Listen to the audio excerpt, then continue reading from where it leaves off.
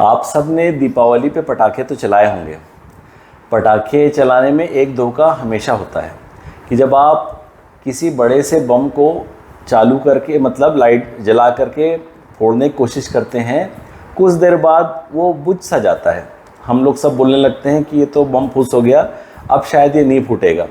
और जैसे ही हम उसके करीब पहुंचते हैं वो एक्चुअल में अंदर ही अंदर सुलगता रहता है और अचानक फूटता है, जिसकी वजह से सबसे ज़्यादा दुर्घटनाएं होती हैं। हार्ट अटैक के केसेस में भी ऐसा ही होता है। बहुत सारे लोगों की हार्ट डिजीज़ अंदर ही अंदर सुलगती रहती है और ऊपर से देखने से उनको लगता है कि उनको कोई प्रॉब्लम नहीं हो रही है, और एक दिन ये इस तरह के धोखा देता है कि एक मेजर हार्ट अटैक और जीवन का खतरा बनता है।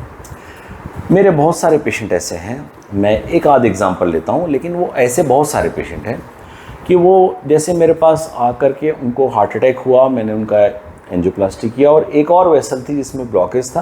मैंने उनको समझाया कि इसको आप करवा लीजिए, नहीं तो आगे चल के प्रॉब्लम करेगी।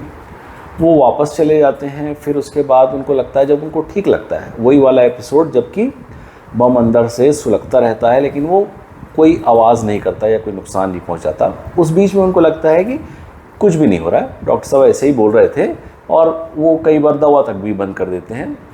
कई बार उनके 1 साल 2 साल या 3 साल भी निकल जाते हैं। इस बीच में उनकी एक जनरल फीलिंग रहती है कि कुछ नहीं हुआ है, मेरे को ऐसे ही बोला जा रहा था। लेकिन एक दिन अचानक वो दोबारा हार्ट अटैक होता है, तब वो पेशेंट दोबारा मेरे पास वापस आते हैं। इसमें समझने की बात यह है कि हार्ट अटैक रोज़ रोज़ होने वाली चीज़ नहीं है। वो एक दिन बीच में कभी अचानक ही होगा, लेकिन उसके बीच वाले पीरियड में वो कई बार काफ़ी एसिम्प्टोमेटिक या बहुत माइल्ड सिम्टम के साथ रहता है। इसका मतलब ये नहीं है कि वो दोबारा अटैक होने का चांस नहीं है। इसका मतलब ये है कि अभी वो सुप्त अवस्था में है, यानी साइलेंट लेवल पे है। तो कभी भी ये नहीं सोचना है कि इस अवस्था की वजह से मैं आराम से कुछ नहीं हुआ है, आगे कुछ नहीं होगा, बल्कि उसका इलाज की तुरंत कोशिश करना है। एक सामान्य व्यक्ति का हम ये सोचते हैं कि करीब 70 ईयर्स से 70 साल के आसपास की उम्र तो होनी ही चाहिए।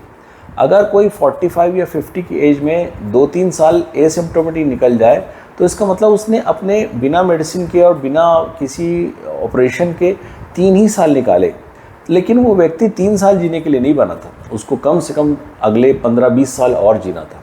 तो इसलिए अपने जीवन की कीमत को समझें, और जब भी आपको एक सलाह दी जाए और आप उस डॉक्टर को ट्रस्ट करते हैं, तो उचित सलाह का पालन करके उसका आगे ट्रीटमेंट जरूर कराएं। बहुत बहुत धन्यवाद।